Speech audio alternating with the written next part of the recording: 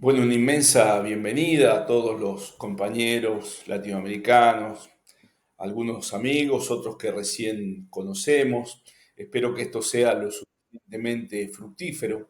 Lo estamos grabando en este frío julio de Argentina y hacemos esta aclaración porque obviamente que la dinámica de las nuevas tecnologías hace de que pronto pueda llegar a ser obsoleto, pueda llegar a dejar de tener vigencia alguna de estas cuestiones.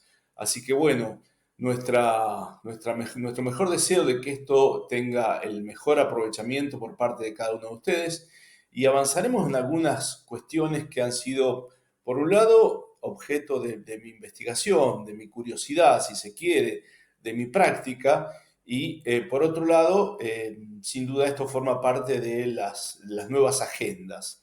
Así que iniciamos con esta actividad.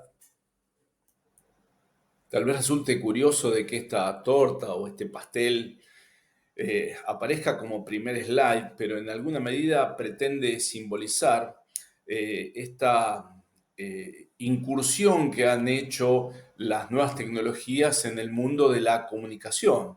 Evidentemente, lo que pretendo simbolizar acá es cómo ha habido un adelantamiento en los medios de comunicación en general a la particularidad de la formación docente en educación física y deporte que tal vez muy postergadamente ha hecho este tipo de inclusiones, ¿sí? De modo que nuestro cometido principal sería hacer en principio un análisis de cómo van operando las nuevas tecnologías en el mundo de la formación docente y de educación física. No sin antes hacer la salvedad, si se quiere, de que nuestra educación física en algún momento se la ha tildado de tecnófoba, o sea, de que ha habido resistencias, un poco nosotros que somos del mundo del patio, del gimnasio, de la pista, y de pronto nuestro campo de acción ha tenido resistencias, inclusive podríamos decir que buena parte de los profesores, de los colegas, en mi caso particular, con mi experiencia como director de un centro de educación física aquí en la provincia de Buenos Aires, en Argentina, teníamos profesores cuya principal, llamémosle, acusación a la deserción deportiva, especialmente que se da en la adolescencia, se la atribuía a las cuestiones tecnológicas. Por eso nos atrevemos a decir de que si bien no a afirmar, pero sí poner en duda esta cuestión si la educación física es tecnofóbica o inclusive si alguno de nosotros no participamos de esta cuestión.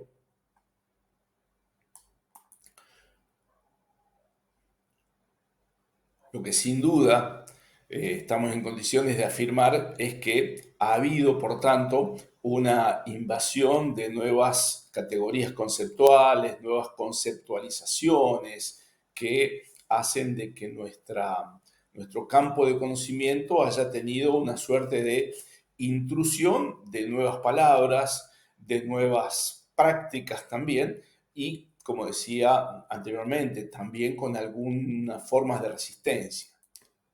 Y acá vemos un poco los puntos en cuestión, un poco las tensiones que aparecen, que esto uno lo puede capturar fácilmente googleando en términos de las ventajas y las desventajas, ¿no? Si bien las desventajas son ya hartos conocidas y harto difundidas, también tenemos que hacernos cargo de que la tecnología ha provocado una suerte de sedentarismo muy pronunciado con las consecuencias no deseadas de obesidad, etcétera. Creo que en la segunda diapositiva aparecía esto de que los medios de comunicación se nos habían adelantado y que de pronto una ama de casa que antes se desesperaba anotando la receta en aras de poder copiarla correctamente, ahora accedía por un QR. Tenemos que decir que también, en términos de medios de comunicación, el deporte con esa postura, si se quiere, imperialista, con esa postura donde las economías del primer mundo básicamente mandan, han hecho que la tecnología también lo invadiese, con la polémica que suele armarse desde siempre, ¿no? Que se ha perdido ese folclore de la incertidumbre si había sido, por ejemplo, en el caso del fútbol, fuera de juego o no fuera de juego. Generalmente decimos que los medios de comunicación o el deporte espectáculo también se ha adelantado a las lógicas de la formación docente en deporte y en educación física. Bueno, yo a mis alumnos de profesorado les muestro estas 4 imágenes que son fuertemente simbólicas. Por un lado, esta cuestión de que si la tecnología va a servir para innovar, que es una de las cuestiones que nos tiene que aparecer como emergente, porque si vamos a hacer lo mismo que antes, pero con tecnología, evidentemente posiblemente estemos por un camino demasiado rutinario y que no nos lleve a buen puerto. En la imagen superior ustedes ven un fragmento de ese corto excelente que habla de la Edad Media, de la evolución hacia la aparición de la imprenta, que es muy simpático por otro lado. Abajo a la izquierda lo que ven, y que invito a que lo reinterpreten, es cómo el mundo de la docencia se ha visto tan invadido por la pantalla, los chicos multipantalla, que en este caso, un poco irónicamente, la docente pretende meterse adentro de una pantalla en aras de captar la atención de los alumnos. Y por otro lado, para finalizar el análisis de este slide, lo que me atrevo a adelantar el análisis es que a veces decimos que un ordenador, que una computadora es muy útil, pero también tenemos que saber de que en Latinoamérica particularmente, en la Argentina también particularmente, se ha dado esto de la postergación en la adquisición, de la disponibilidad de dispositivos y conectividad para que nuestros estudiantes de educación física, de deporte, puedan acceder al mundo de la tecnología en los tiempos y las formas que uno estima que serían convenientes, o por lo menos como en los países de avanzada se pretende que accedan. Bueno, este es un proceso de desarrollo docente que está trabajado desde un autor que se llama Jordi Adel y habla desde el acceso a la innovación, en esas escalas donde el acceso sería lo absolutamente básico, el encender la computadora, ¿no? Ya a la escala siguiente, los docentes donde hacen lo mismo que antes, pero con tecnología. Y la invitación de la cumbre es la innovación, en donde la pretensión es que se trabaje de formas que no se hicieron antes, en donde obviamente que ya se pasaron por la experimentación de nuevas formas de trabajo didáctico, con la ruptura de las prácticas tradicionales. Yo creo que esto es importante analizarlo, y inclusive en el cuadro siguiente tienen un análisis más pormenorizado.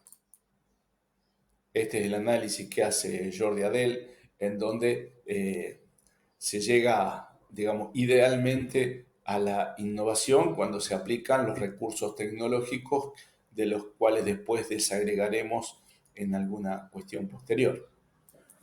No es pretensión de esta propuesta llegar a las cuestiones informáticas en términos de los datos duros, ¿no? O los datos históricos de cómo evolucionó, sino pretender, como habrán visto en parte de lo que es el trayecto que vamos llevando a cabo, es una aplicación bastante práctica, con algunas conceptualizaciones que no van por el lado de la informática en estado puro, sino van básicamente por el lado de su aplicación didáctica y su propuesta pedagógica en términos de aplicación.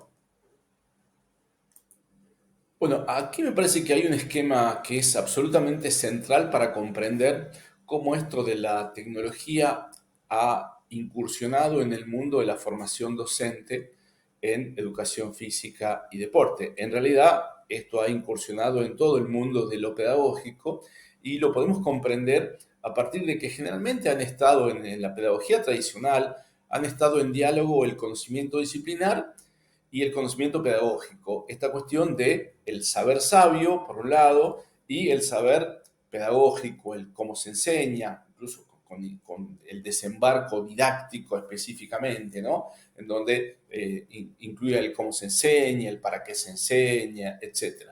Lo que ha emergido, y no es casualidad que emerja desde abajo y en tono un tanto invasivo, es el conocimiento sobre tecnología.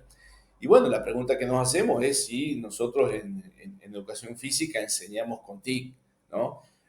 Cosa que casi diría es una situación a esta altura que podríamos decir de corte inevitable.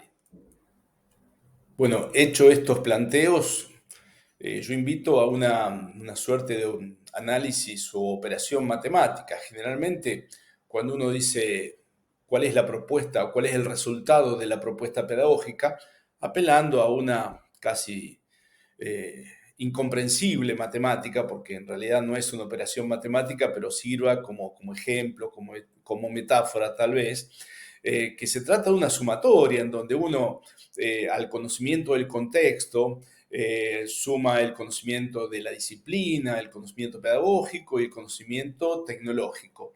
Todo eso en términos de suma, uno sabe que se produce un resultado que siempre será un número positivo. Bueno, y como podrán observar en esta diapo, aparece una suerte de paradoja, porque si en vez de hacer una suma hacemos una multiplicación, la pregunta que nos hacemos es ¿qué pasa cuando en último término colocamos al conocimiento tecnológico? O sea, que nos lleva a pensar de que si todo lo que llevamos multiplicado, pero en el último valor es cero, a conocimiento tecnológico le ponemos cero, el resultado final va cero. ¿Esto qué quiere decir o qué intenta significar?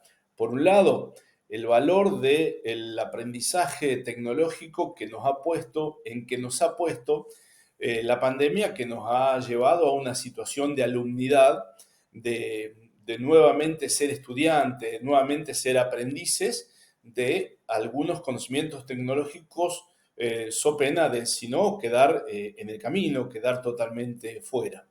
Ese es un análisis que me parecía interesante poder realizar, ¿no?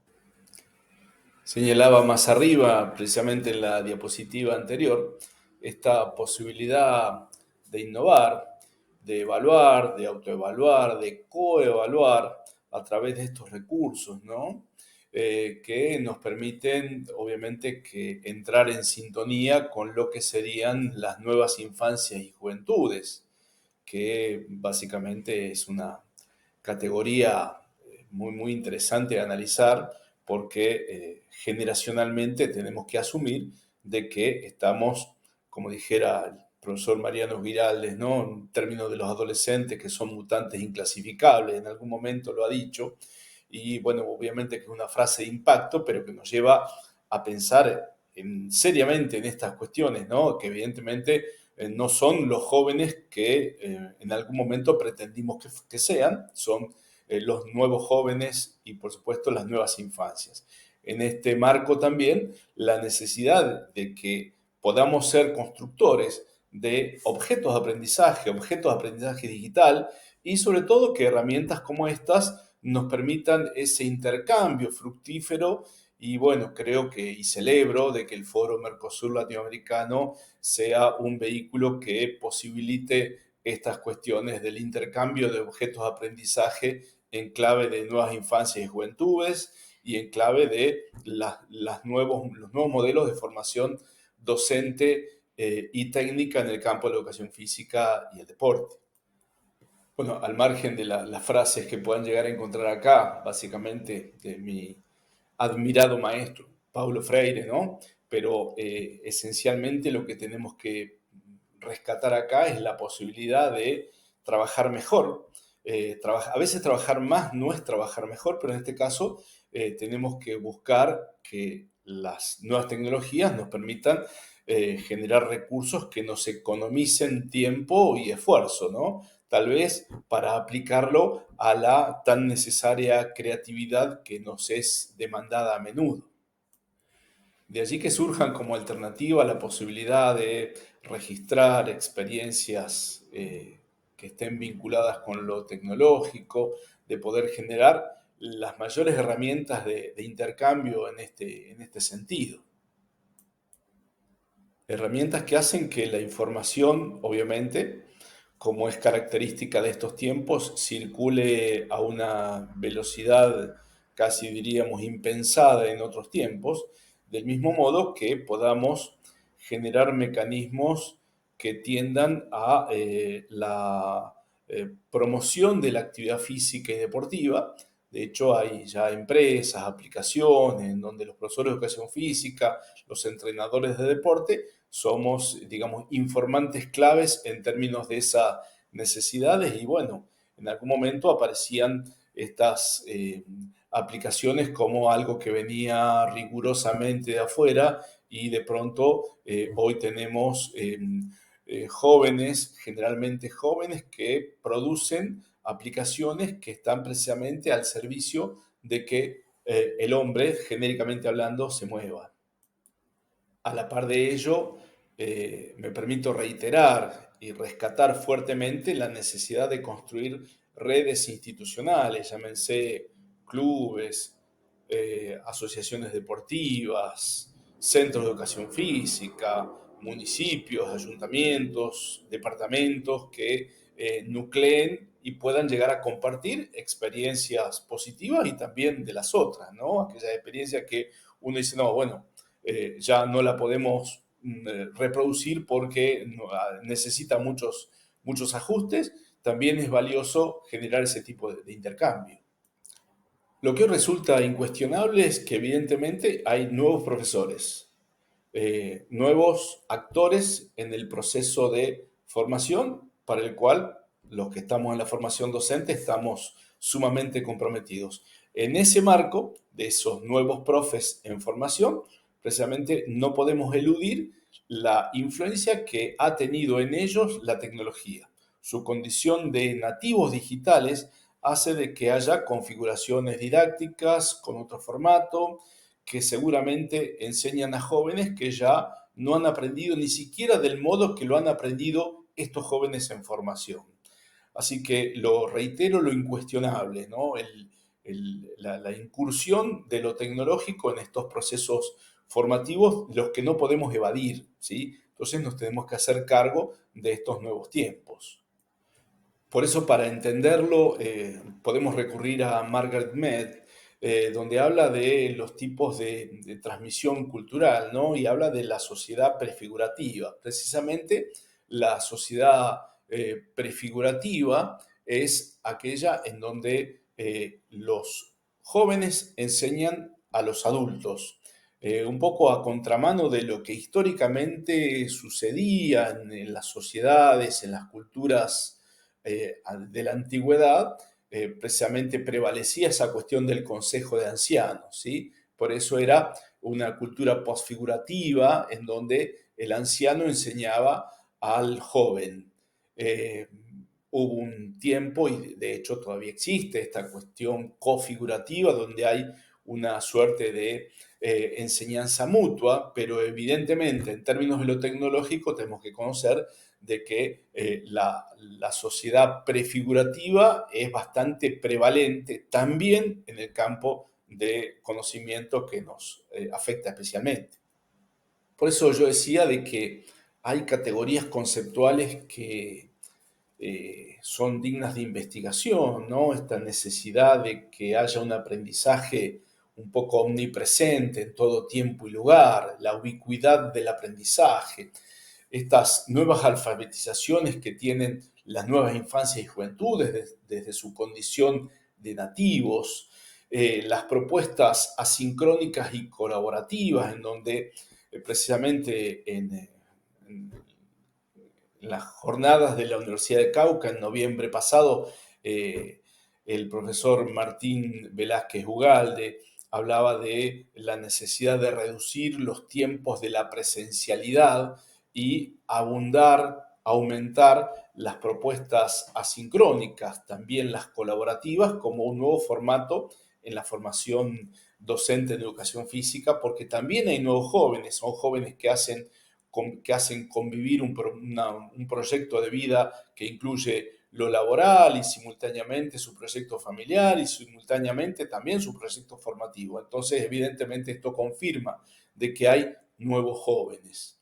Podemos seguir y, a ver, esto de la webgrafía como recurso. Antes decíamos referencias bibliográficas, pero evidentemente hoy hay recursos que tienen que ver con los podcasts, los videos. Entonces ya la bibliografía desde su concepción etimológica ha pegado, si se quiere, un salto. Lo mismo en términos de el conectivismo como teoría del aprendizaje, ¿sí? Un tema para indagar abundantemente, o lo que yo decía arriba de lo asincrónico y colaborativo en referencia y vinculado con la bimodalidad y las propuestas híbridas, ¿sí? Esas propuestas en donde la presencialidad y la no presencialidad conviven, ¿no? Y bueno, diría, reiterándome, que celebro de que podamos generar un recurso, un repositorio de recursos, de experiencias colaborativas y de memorias institucionales que permitan que sea compartida la experiencia en Latinoamérica y donde sea. A propósito de compartir experiencias, no podemos olvidar que nuestra patria grande, nuestra Latinoamérica, tiene la convivencia fuertemente plurinacional, como dicen los hermanos bolivianos, el hermano Evo, ¿no? Pero básicamente, digamos, como idiomas de mayor utilización y de producción de materiales, está el idioma español, castellano y el idioma portugués. Por eso a veces obviamos recurrir a los hermanos brasileños para poder indagar en las cuestiones de nuestro conocimiento. Por eso apelo a que la búsqueda, el googleo y mucho más ahora con la inteligencia artificial, cuando uno googlea en portugués se encuentra unas producciones realmente muy, muy valiosas. Por eso celebro de que la Latinoamérica puede llegar a estar unida más allá de sus cuestiones idiomáticas y cuestiones de frontera. Precisamente la misión y la función del Foro Mercosur Latinoamericano ha sido precisamente la integración regional, la colaboración internacional. Por eso, idiomáticamente, en la medida que estemos más juntos, más comprometidos, la circulación del conocimiento va a ser mucho más productiva y dejamos esto en manos de quienes seguramente tomarán la posta en la formación docente en poco tiempo más, que seguramente hay muchos de los asistentes a esta actividad, a esta diplomatura.